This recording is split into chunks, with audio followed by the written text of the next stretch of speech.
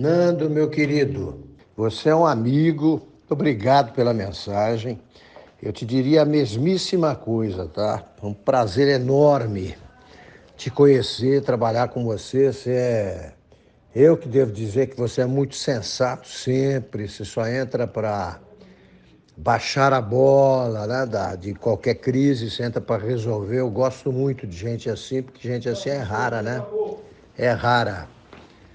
É que você continue do jeito que você é. Então, trabalhar com você é sempre uma coisa muito boa e muito didática. Tá? Acho que a gente vai poder conviver mais esse ano e estaremos juntos certamente. Certamente, porque você é meu amigo. Né? Eu não uso essa palavra facilmente, não. Você é amigo mesmo. Tá? Muito obrigado por tudo.